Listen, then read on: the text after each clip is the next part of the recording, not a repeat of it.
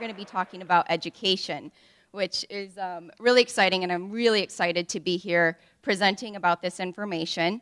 Again, my name is Amy Heemsoth, and I'm with the Khaled bin Sultan Living Oceans Foundation. And we've studied here in the past looking at the coral reefs and the health of coral reefs around the Bahamas area. So this isn't our first rodeo here. But now we've come back and we're implementing some education into the Bahamas area. So specifically, we're going to be talking about Abaco today.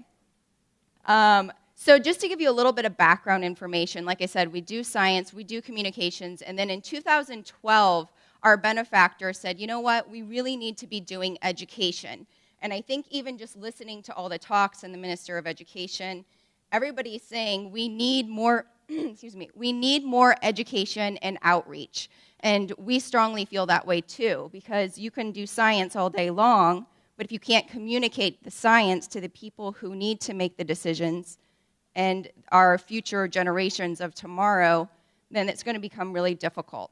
So you can see here in our mission, we're heavily focused on education. Let's see if I can get this to work. There we go. So we're heavily focused on education, and so one of these programs came about.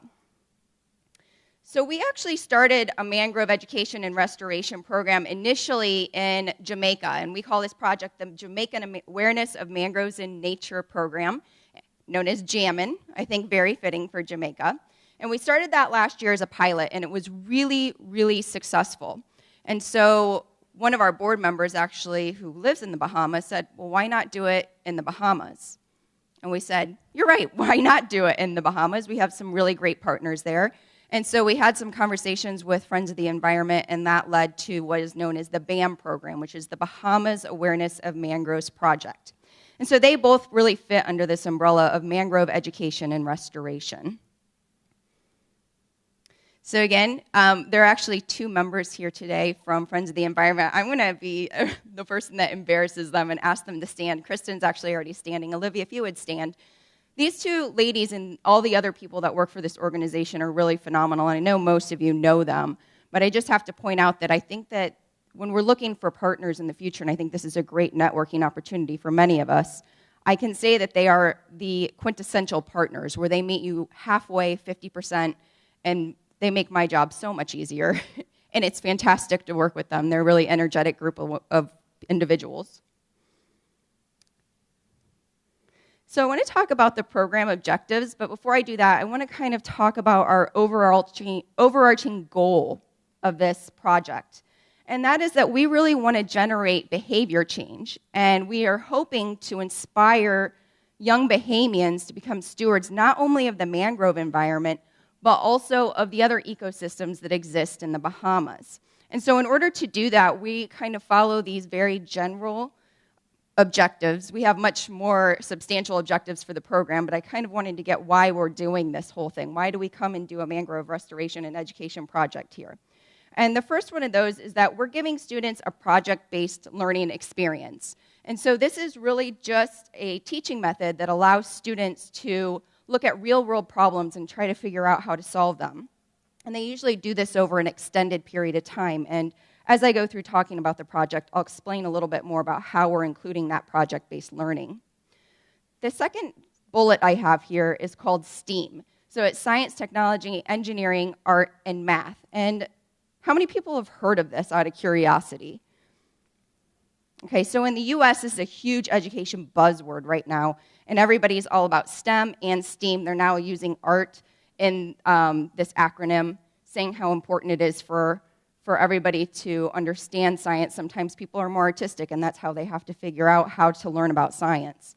But why am I talking about this? The point is that it's very much like the project-based learning, where we're using a hands-on, problem-based approach to bring into the classroom, because this is what our leaders of tomorrow are going to need. So there are two really big ways, I guess, that we need to look at STEAM. And one is that I think most people know here that the job market in the future is going to revolve around these STEM disciplines, and it's going to increase. And so we need to be able to produce the next generation of scientists. In order to do that, they need to understand these different skill sets. But second, if we are not creating scientists, which we know not everybody is going to be a scientist, we also need to create problem solvers who understand how the natural world works, because those are the people who are going to be voting for our next politicians. Don't worry, I'm not going to get into U.S. politics. But we really have to create citizens that understand the science so that they can make informed decisions or vote for the correct politicians, et cetera, et cetera. And then finally, I come to increased ocean literacy. And so I'm going to read you the definition here of ocean literacy. It's an understanding of the ocean's influence on us and us on the ocean. And around the world, people have found that not very many people really understand how the ocean works or how much it affects us or influences our lives. You know, most people, for example, don't even know that weather patterns are based off of ocean current systems. So we really need to produce ocean literate citizens, again, not just scientists, so that they can make informed decisions and that they can be advocates for conservation. So I want to start with these cute kids here. These are our participating schools that are working on this mangrove education and restoration project called B.A.M. And the first school is Abaco Central High School. They're a public school in Abaco. And then the second is Forest Heights Academy, and they're a private school in Abaco. And I'll get a little bit more into the dynamics of each of these schools and the gender and everything in just a little bit. But I want to start off by talking about the program itself and how we work this program. So we have 3 different phases that we implement the B.A.M project in. And the first phase happens in September when school is just starting. And so at the beginning of all of these different phases that we have, we do a teacher professional development session so that the teachers know what we're going to be doing when we come into the classroom. They also know what to expect. They can prepare their classrooms. They can understand how to use the curriculum. And I know you can't see because a lot of people are far up, but we created an entire curriculum for this project where the students and teachers both have worksheets that they can use throughout the school year in order to teach about mangroves. And many of these are common concepts like food webs, and some of them are more distinct, like talking about the mangroves themselves. And so we've aligned this to the Bahamian educational standards so that it's easier for these teachers to be able to implement this into their classrooms without having to take a lot of time to figure out how to do it.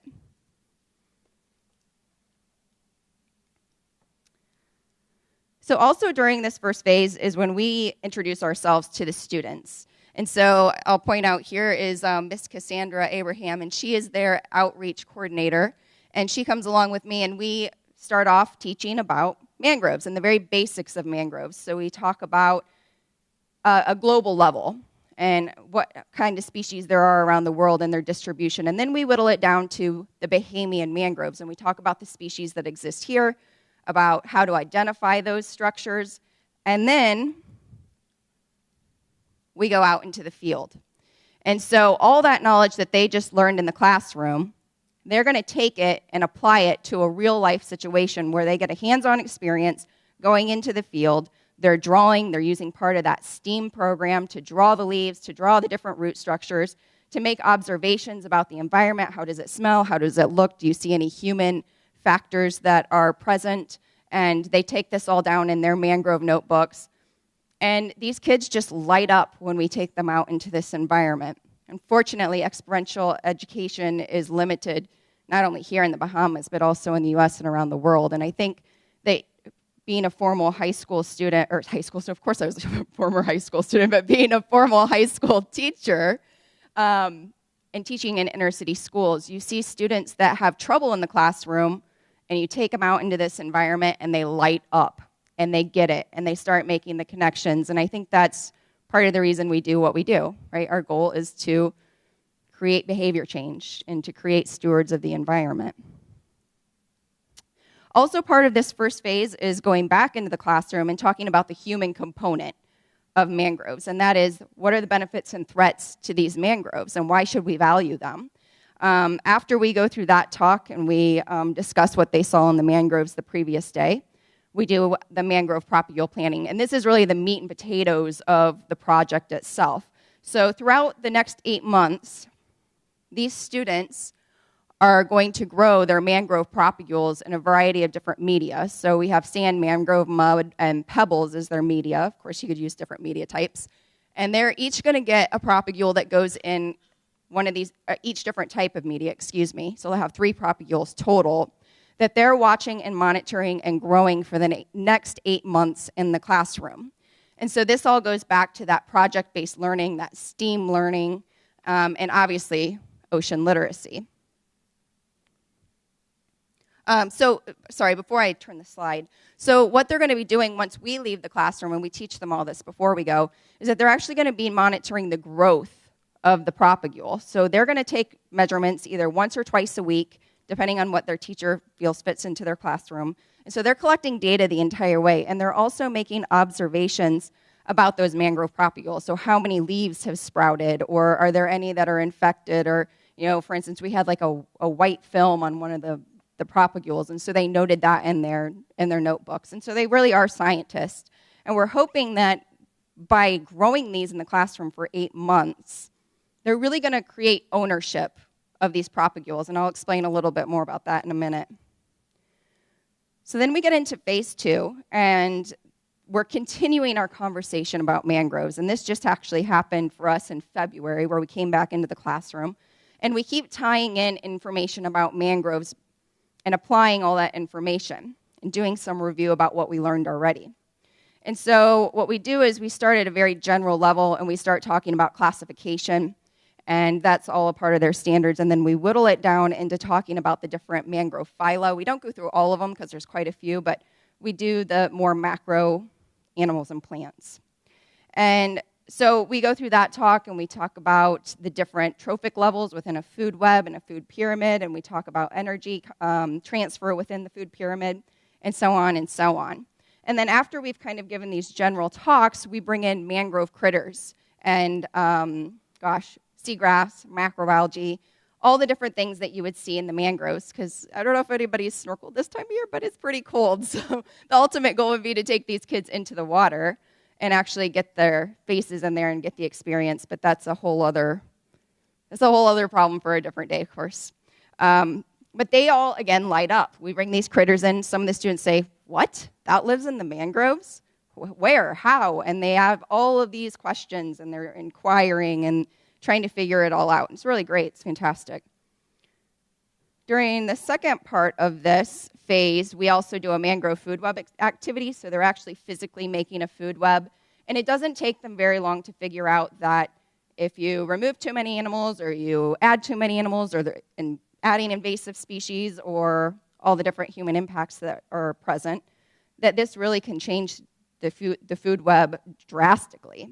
And so you can see around their necks, they have little, they're all representing a different animal or plant that lives in mangroves, and they're all connected. And it's kind of fun. They start figuring out who passes their energy along to who. It's just a nice little representation. They get it quickly.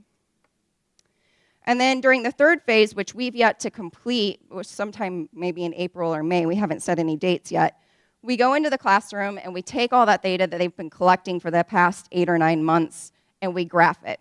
And then the students actually draw conclusions based on that data. So the overarching, I think I said this, but the overarching question was, what type of media do mangrove propagules grow best in? Again, these are red mangrove propagules. And so this is a picture from my Jamaica project from last year, and this is actually only the midway point here. But you can see that these things grow like crazy in the classroom.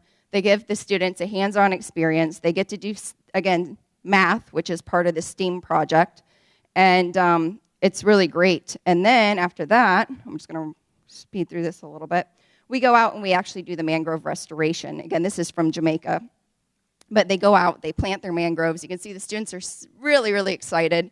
They all want pictures with their mangroves that they've been growing for the past 8 months. Some of them have even named them. So that shows me that I think that there is yeah, they name them. And it shows me that there is some ownership there. So they're taking ownership of this ecosystem. And again, the long-term hope is that they'll continue to do that, not just with these mangrove propagules that they've been growing, but with the entire ecosystem and ecosystems past that are all connected. So during this whole process, we're doing evaluation. So we're doing teacher evaluation. We start off with a needs assessment, which tells us what does the teacher want in the classroom? What kind of resources do they have in terms of mangroves? What kind of technology do they use at home and in the classroom? And what kind of technology do their students have? At the end of the program, we will do a program evaluation to find out what things went well, what things didn't, so that we can continue to alter this project to make it fit best for everybody here in the Bahamas. We're also doing student evaluation, so we have these check marks all the way along the project. So we start off with a pre-survey, which is really trying to figure out what kind of knowledge do these kids know before we even come into the classroom, so we can gauge that information. And what is their attitude towards mangroves? Then we give the knowledge and information, and then after that we give a post-survey. So we're trying to determine, have they learned anything from one time period to the next? Have we taught them anything? If not, what do we need to do next? And then finally, when we come back during phase 2, we'll give a retention and knowledge to action survey, which is really trying to determine if there's any retention of the information that we're providing.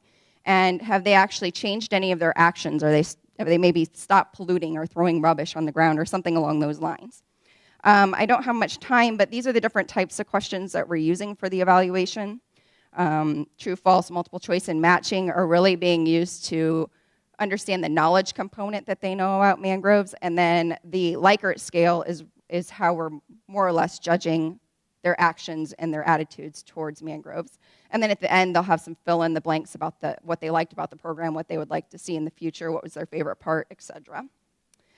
I know I'm running out of time quickly. Thank you. And so just to give you a little bit of an idea of the dynamics of each school, Abaco Central, we had a group of 25 students, although we did lose 2 male students at the beginning and gain 2 female students. So that, I think, skews some of the results that I have. And sorry, you could see the grade levels there. Majority of those students are in grade 10. And if we look at the gender range, you can see that 72% of those students are female. Looking at Forest Heights, we had a lower number of students, so 20. And we had 2 different grade levels here. These are all students in a marine biology class, which is more of an advanced class at this school. And 25% are grade 11, 75% are in grade 12. And then there's a 60-40 ratio on the gender. Now, again, we haven't gone into phase 3, so these are just preliminary results. There's a lot more data mining that we need to do really to find out what's going on here. But looking at the initial results, you can see that students are 41% extremely aware that mangroves benefit humans and they understand their environmental role. And so that's quite good.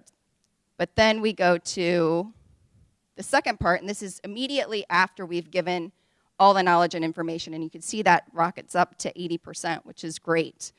And then going into the next one, we can see the retention's not as good at 53%. More students are not quite as positive in their answers, so that's also really interesting. There's obviously more I'd like to say about this slide, but I need to keep moving.